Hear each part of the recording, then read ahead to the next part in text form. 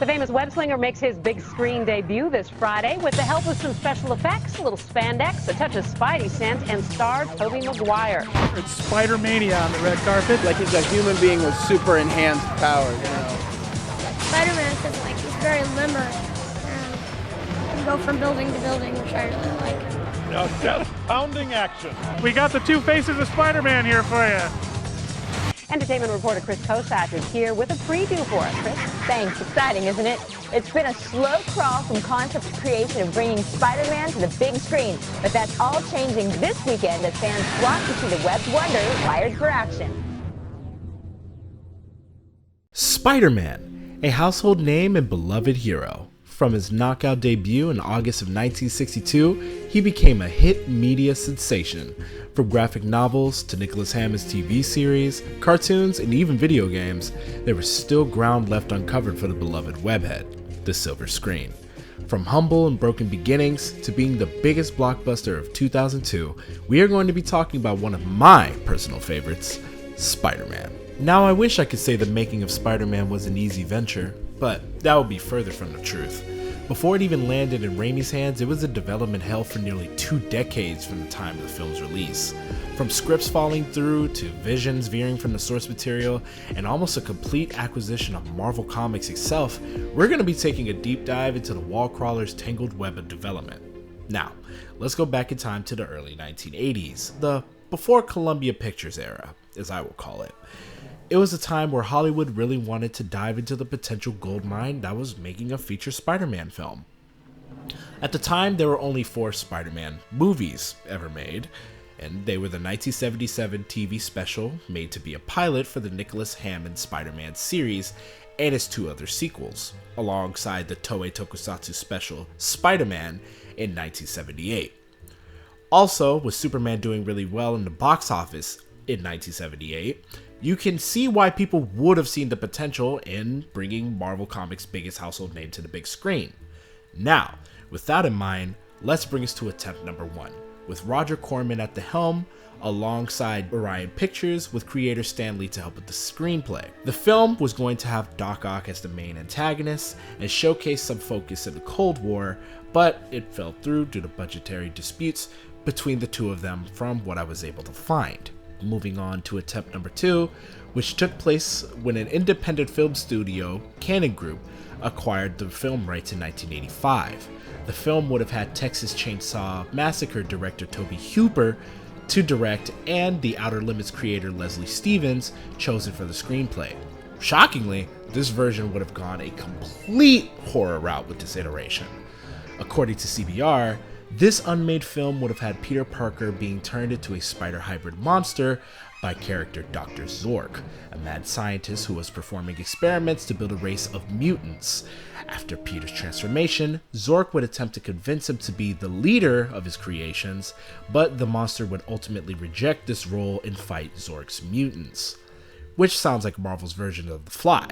Of course, that draft fell through because Stan Lee did not like the vision and wanted a product closer to its source material for the character, so it underwent rewrites and now comes attempt number 2 for Cannon Group. This new draft was created by writers Ted Newsome and John Brancato, and revised by Barney Cohen, with Invasion USA director Joseph Zito in the directorial hot seat.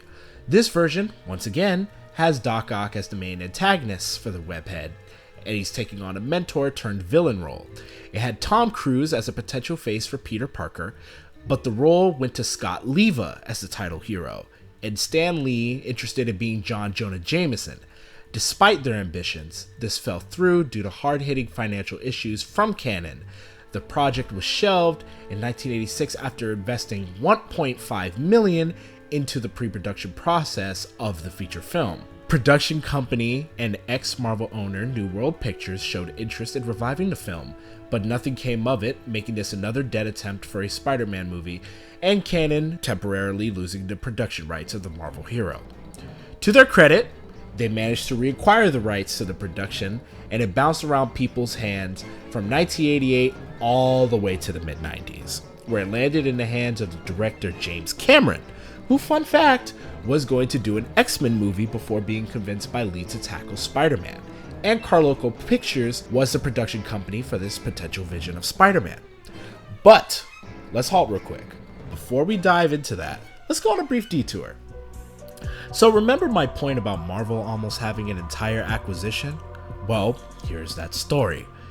In an entire different series of events, we almost would have had the most unlikely person set to star as the web slinger before Tobey Maguire even ended up taking that role. That person being the king of pop himself, Michael Jackson. Yes, the Michael Jackson could have been Spider-Man. Let me explain. Michael Jackson was a huge fan of comic books, and Spider-Man in particular, and was even in talks with Stan Lee about starring in a movie about the character. An article from Lad Bible states that, speaking at the 2009 Comic-Con in San Diego, Lee told the crowd, "Michael thought I'd be the one who would give him the rights to the Spider-Man movie, and I told him I couldn't. He would have to go to the Marvel company." So, the pop star attempted to do just that. In the heat of Marvel's era of bankruptcy, MJ attempted to strike a deal acquiring the entire Marvel company. Jackson tended to report back to Lee during the process of his acquisition. Unfortunately for Jackson, the offer fell through due to bad blood behind the scenes between ex-Marvel head Ike Perlmutter and Stan Lee.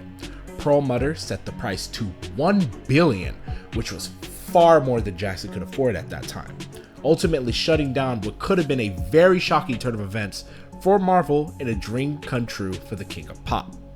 Now with that detour out of the way, back to Cameron. There was one more revision, and this would have been the definitive Cameron draft moving forward. It was a darker take on the Spider-Man story, with Sandman and Electro as the main antagonists and a 17-year-old Peter Parker. Originally, if this production stuck with Cohen and Newsom's draft, it would have been an older Spider-Man with Michael Biehn as the man behind the mask. But eyes was then set on Leonardo DiCaprio after that revision. This movie would have had an R-rated showcasing bloody violence, profanity, and even a scene of Mary Jane and Peter Parker making love on top of the Golden Gate Bridge. Now, this very take on the character ends up never seeing the light of day due to a long-winded tug-of-war between Carloco, 20th Century Film, Marvel, MGM, Sony Columbia, Viacom, and Fox, leaving this film drawn and quartered and in the grave along with the rest. Now, the late 90s hits. This is the stagnation period. The wave of comic book film frenzy finally started to take a dive after the devastating reception of Schumacher's Batman and Robin film, receiving both critically and financial failure. That, along with the chaos that came with developing a solid foundation for a Spider-Man movie, really put a wrench in the gears, leaving only Cameron's draft as what's left. After some legal agreements, the material went from MGM to Columbia Pictures, but the studio wanted to distance themselves from Cameron and his on-the-burner film. So, back to the drawing board. Roland Emmerich, Tony Scott, Chris Columbus, Barry Sonnenfeld, Tim Burton, Michael Bay, Ang Lee, David Fincher, Jean DeBont, and M. Night Shyamalan were all looked at to take the reins, and all declined. That was until Amy Pascal had her choice to have Sam Raimi in the director's chair, and he filled that spot in January of 2000. David Koepp was set for the screenplay and worked on rewrites of Cameron's draft. The antagonists changed from Electro and Sandman to Green Goblin and Doc Ock, but got cut down to Green Goblin by Raimi's request. Then came the next change, which dropped the mechanical web shooters for Spider-Man having organic webbing moving forward in this iteration as well. Initially, Raimi did go forward with the mechanical web shooters, like in the comics. There's concept art, a working prop, and even a test shot of Tobey with them in this sizzle reel that you see here. This is a fan recreation of what the scene could have been like, but the idea was later redacted. Reason being, according to Screen Rant, in an interview with Fangoria, Raimi said that Spider-Man sticks to walls, he can leap, so there shouldn't be a reason for him to invent his own web fluid. And so they mutated him far enough for a spider to produce webbing. Now came casting choices. First for Spider-Man, the studio had eyes on DiCaprio, Freddie Prinze Jr., Chris O'Donnell, Jude Law, Chris Klein, Wes Bentley, and Heath Ledger. Then, Actors Scott Speedman, Jay Rodan, James Franco, Joe Mangalo came to audition for the lead role, but the role ultimately landed on, obviously, Tobey Maguire, being Raimi's choice as the man behind the mask. Franco ended up as Harry Osborn and Mangalo as the school bully Flash Thompson. Willem Dafoe got the role as the Emerald antagonist after Nicolas Cage, Jason Isaacs, and John Malkovich all turned down the role. Kirsten Dunst got the role of Mary Jane a month before filming took place. With Danny Elfman set for the film's score and a 2002 release date, we can take time to dive into this film and see how all this work holds up. Now, let's swing into the story of Sam Raimi's first superhero blockbuster. Just a heads up, this part of the video will contain spoilers. Yes, this is a 22-year-old film, but in case you don't want this film ruined, then skip to this timestamp here, or go watch the film and come back. Now for the ones still here, let's get back to the video. Tobey Maguire plays Peter Parker, and in 2002, he was the audience's one and only Spider-Man. I'm sure you know the rest. He was Queens' residential wallflower with his friend Harry Osborn, was bitten by a radioactive spider, fell in love, won a cage match against a wrestling champion, and lost his Uncle Ben. It was quite tragic. After hunting down his killer, he moves on to saving the neighborhood, and he does it again, and again, and again, enough to even be put in the paper. I mean, Peter's gotta make money somehow, but Spider-Man, well, he's on top of the world, and who's gonna stop him? Well, how about we slow down and lead us into Willem Dafoe, who plays Norman Osborn, CEO and founder of Oscorp. He's something of a scientist himself, you know. But he has a dilemma. Have a successful, safe human trial of their new performance-enhancing serum or lose their government funding. Having his hand forced, he tests the serum on himself, ignoring his lead scientist's warnings that it was not ready and the potential repercussions that will come with it. But time was not on his side, and after running the test, he becomes the soon-to-be infamous Green Goblin. Skipping ahead, Osborn loses his position as the CEO of Oscorp, and it leads to his revenge plan against the board members that have wronged him behind his back, and it makes him and Spidey cross paths for the very first time. Goblin begins to have a growing interest in Spider-Man as time goes on and wants to present him the chance to join forces with him, but he doesn't have a lead on his identity except for Peter's photo credits in the Bugle. That would be a good enough first step for him finding him. Spidey and Goblin have a small altercation at the Bugle, and he abducts him with a knockout gas. And after Spidey regains consciousness, Goblin presents him with arguably the greatest speech in any piece of superhero media to try and get him to join him. Chose my path, you chose the way of the hero. And they found you amusing for a while, the people of this city. But the one thing they love more than a hero is to see a hero fail, fall, die trying. In spite of everything you've done for them, eventually they will hate you. Why bother? I could squash you like a bug right now, but I'm offering you a choice. Join me. Imagine what we could accomplish together. Think about it, hero!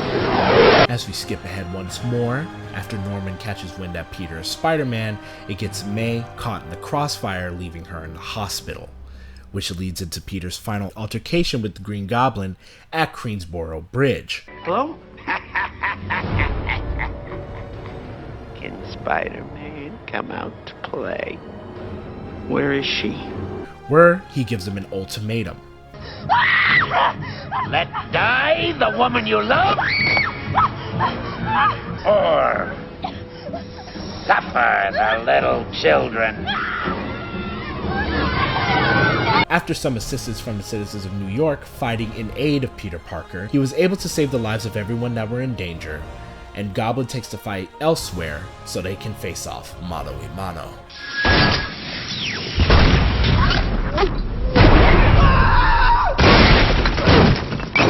I offered you friendship, and you spat in my face.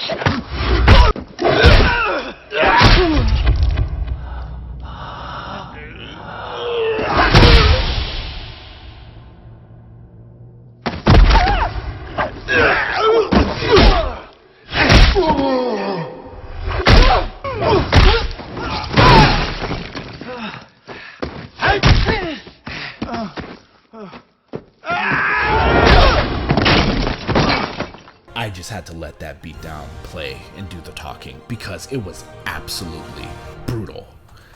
And after Peter starts getting the upper hand, Norman tries to bargain with him to buy some time to distract him so he can take them both out as one final resort. Peter was able to evade, and Norman ended up being the only one to get impaled by his glider, with his dying wish being this. Peter, don't tell Harry. Peter, out of respect, brings Norman's corpse to his home and gets caught by Harry, which sparks his interest and feud with Spider-Man throughout the entire trilogy, which leads to Peter's final scene, which is him walking away from his friend and his future love of his life to carry the weight of his burdens alone, and that amazing, iconic final swing.